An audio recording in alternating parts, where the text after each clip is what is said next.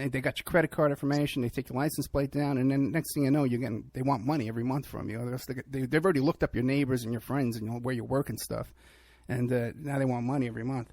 Now the Sunset. Yeah, go ahead. I'm sorry.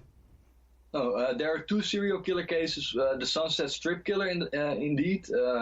There were 2 victims, very young, I think 13 and 14 years old only. And they, before they were killed, they were going to a party at a Hollywood producer.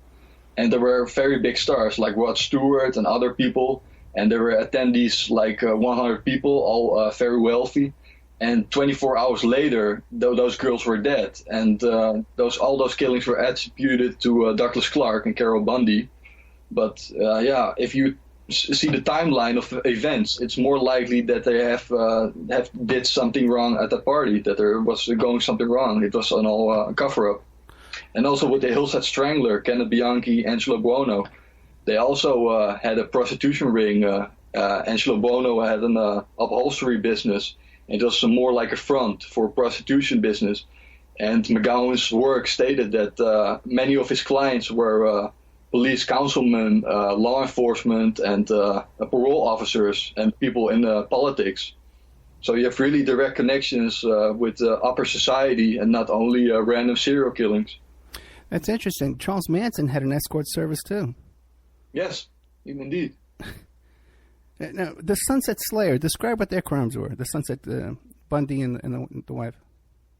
Well, according to the official story, it was that Douglas Clark was going to the Sunset Strip, sometimes accompanied with Carol Bundy or with another young girl. And he would visit prostitutes and performed fellatio. They performed fellatio on him. And he will shot them in the head and dump their bodies and did things with the body, necrophilia and those things. But I know there are interviews with Douglas Clark, and he's really convinced that he's really innocent. I don't say he's 100% innocent. He has done unethical things. But I really think he's innocent of the murders that were attributed to him. That's interesting. Besides Douglas Clark, how many of these famous cases do the serial killer, do they still claim innocence to the end? Definitely Richard Ramirez, and he was also found dead, I think, like 2-3 years ago. Yeah. So we can't ever know the official story anymore because he was always appealing his 13 murders. You have Albert DeSalvo, the Boston Strangler. DNA evidence actually proved 5 or 8 years ago that he was indeed innocent, and that the real killer is still at large. Truly unbelievable. Now you have Cary Stayner, you have Herb Mullen in Santa Cruz, California, end of the late 70s. You have John Wayne Gacy. I think he was... they said he killed 33 people, young boys, but I think he's only guilty of 5 people being killed. So, yeah, and Gacy's one of the ones too that there were definitely other people involved, because when they picked him up, the first thing he said to the police was, "Who else is here? Who else did you pick up?" It's just mind blowing.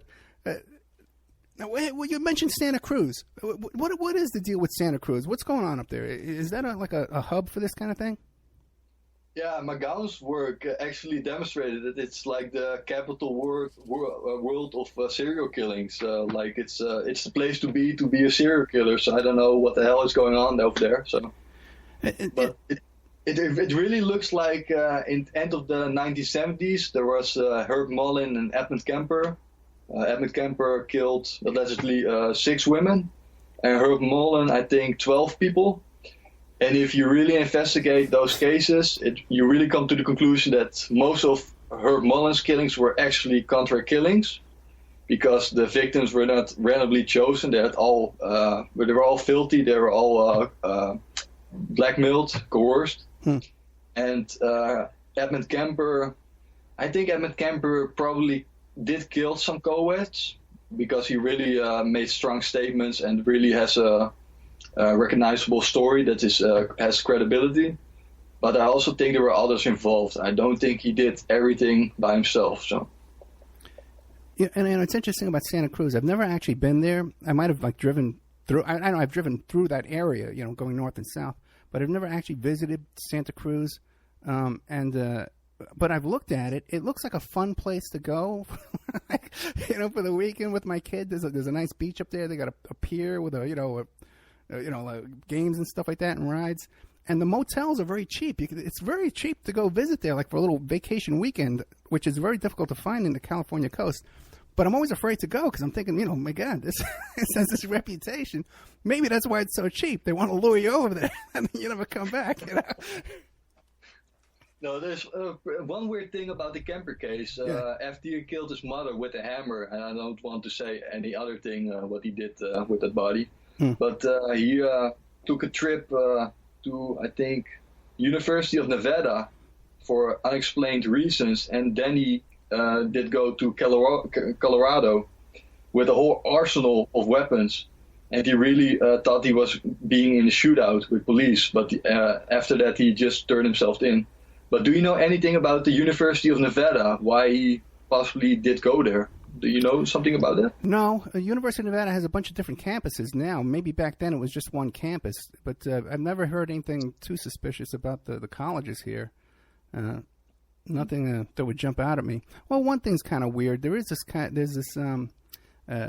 what's that guy's name? The guy who owns all the budget suites, which is these monthly long-term motels where like all the poor prostitutes and the drug addicts go live in. He owns a bunch of them. Bob Bigelow. And he runs this thing called Bigelow Aerospace. He's all involved with Art Bell and looking for UFOs. He bought the Skinwalker Ranch and stuff. And it's kind of bizarre because he has this Bigelow Aerospace Museum. And they do this thing where every single school here in Clark County, Nevada, they take the kids over there for a day trip because it's free. You can go there and they show them a movie. But they always say they don't need parents to go with the kids. On this one field trip, they say, we don't need any help because it's all organized over there and we could take all the kids over there ourselves.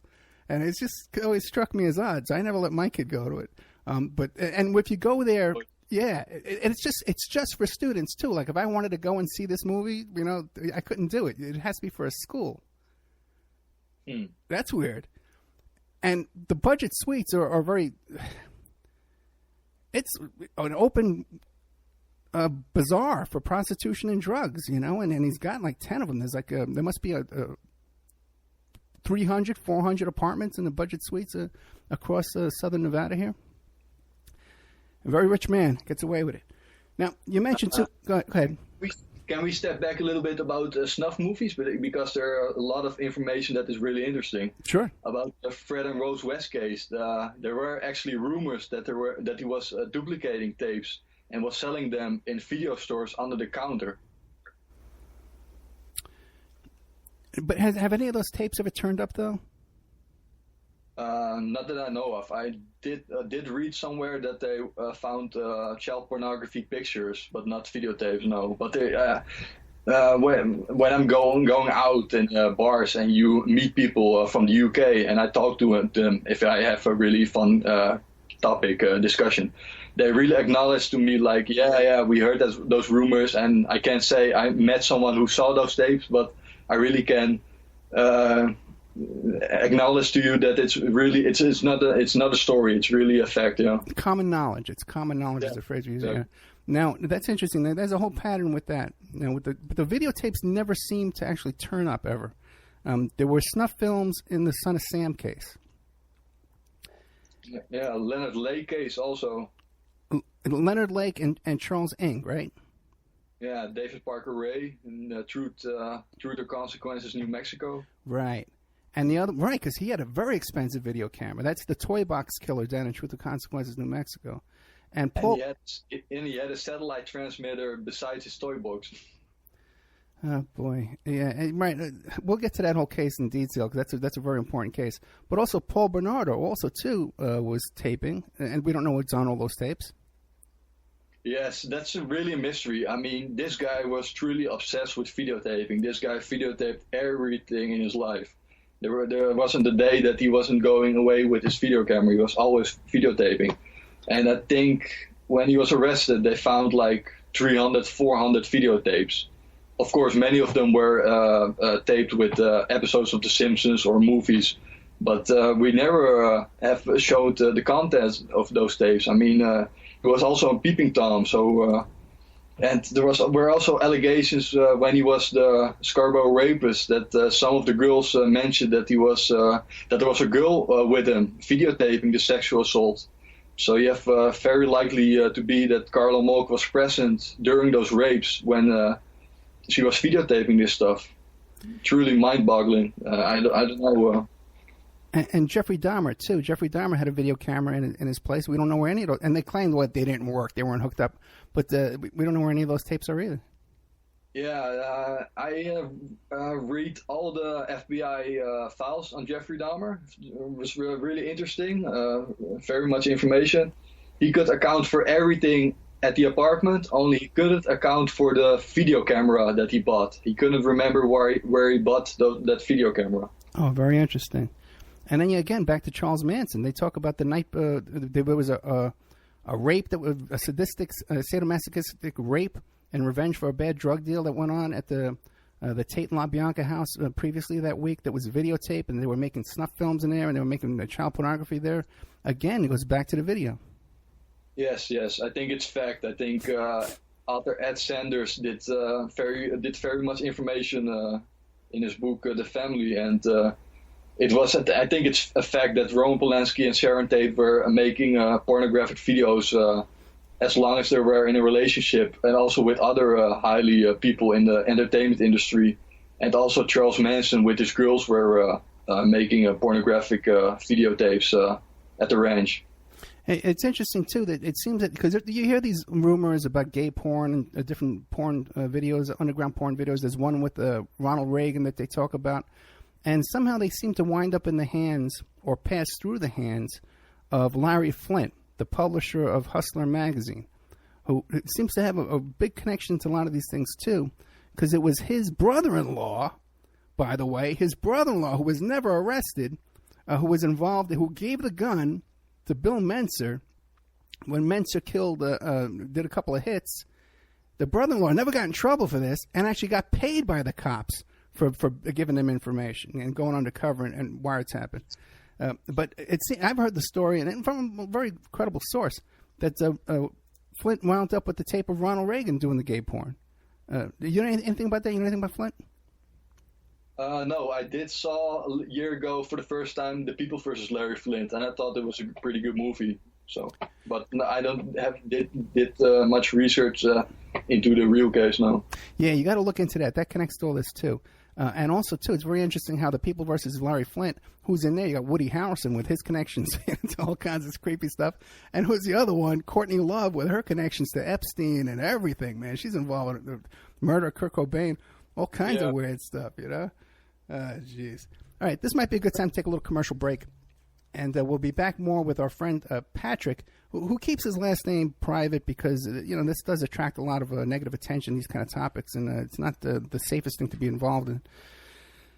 This series is called Program to Kill, Satanic Cover-Up, and it's very, very well done. There's about 80 episodes. Once you watch it, you're going to sit there and watch all of them, and it's going to take you a couple of days, but it's worth it. And you're going to be in a great mood after it, too. You're going to be it's really going to cheer you up when you watch this thing, And it's one of the reasons why I like it so much, too, because I complain about YouTube videos a lot, is you have to read this. There's a lot of written content in it that you can read. So I think for some reason I appreciate that better. But we'll be back with more Patrick and Program to Kill, the Satanic Cover-Up right after these messages. And now a word from our sponsors. Archival Revival, the Christian Film Archive, is currently paying for vintage Christian films. They are dedicated to preserving and restoring classic Christian films and media. So if you have an original prints, negatives, or other film elements of classic Christian films, or you have audio recording masters for classic Christian record albums, they want to buy them from you. So email archival.revival@gmail.com, and they're going to make you an offer. Archival Revival wants to preserve these classic Christian films so that they continue saving people for years. These films have brought people to salvation. They want to continue that. Their staff has decades of experience in handling and preserving of film elements, and they utilize the very best climate-controlled film storage facilities